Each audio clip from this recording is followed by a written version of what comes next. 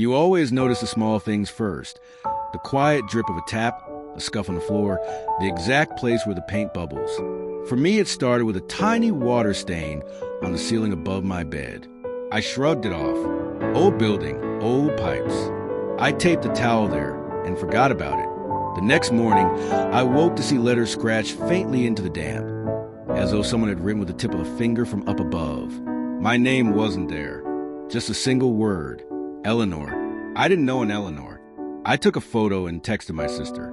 Weird ceiling thing. I wrote. She sent a string of laughing emojis. Owner probably used the wrong mortar. She told me to leave it. That night, the letters changed. 2 names now, side by side. Marcus, Eleanor. The strokes looked ancient. Careful, certain, like handwriting from another life.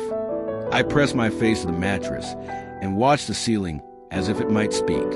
It did not, but the air smelled faintly of rain, even though the forecast promised sun. The third night, a date appeared beneath the names. 3 numbers. The handwriting shook me because it didn't look like handwriting at all. It looked like a clock. I Googled the names. Marcus, a teacher who moved away last year. Eleanor, a woman who vanished from a bus stop 5 years ago. I saved the photos and tried not to think of disappearances. Still, I couldn't sleep. On the 4th night, my throat went dry at 3:14 a.m. The letters were new, darker, as if the ceiling itself had written them while the room waited. You, July 11th. I almost laughed. Your out loud laughs like nervous coughs. The date was tomorrow. I pulled the towel down, grabbed my phone. I texted my sister. It wrote me. It wrote my name. No reply. Just a blue typing bubble that never finished. I tried to paint over it. The paint bubbled like a bruise. I covered the ceiling with a poster. The letters shone through, though faint, like a memory beneath skin. All day I walked around the apartment like someone in a borrowed coat. I told myself the list would be a trick, a plumber's mark, a storm in my head. I made coffee. I watched the clock. I told myself I would not be afraid.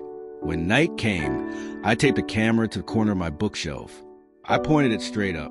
I watched footage until my eyes burned. At 2:59 a.m., the camera shows nothing. At 3 o'clock, the grain of the ceiling ripples like water under glass. The pixels bloom white for half a second, and then a faint line appears, then another. The shapes move faster than a human hand, forming letters in a motion too smooth for a person. The recording end with the camera is shaking slightly.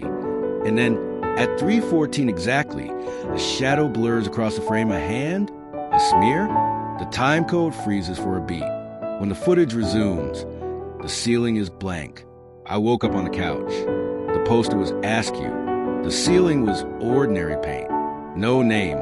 But on the bedside table, my phone vibrated. A single message, timestamped 3:16 a.m. We needed you to see. It was from my own number. There was a second message, sent 7 minutes later. Tomorrow is only the first page. I moved out that day. I packed the boxes with hands that shook. I left the poster still taped to the ceiling. I left the camera behind. 2 weeks later, a friend sent me a photo she'd taken of our old apartment building. She walked by it by accident. The photograph showed someone leaning out of the window, a dark shape, an angle of shoulder, and the ceiling was visible through the glass, clear as bone. Scrawled across it in wild, looping script were dozens of names. My name was top left. A date curled beneath it. I never opened mail from that building again. I never called that number back. Sometimes at night I wake and imagine names inked in condensation on white paint. Names I do not yet know. I try to tell myself there are only stains, only tricks the old bricks play when seasons change. But when the sky breathes heavy and still, and the building across from mine rains silver light, I think of the list and the one line that doesn't leave me. Tomorrow is only the first page.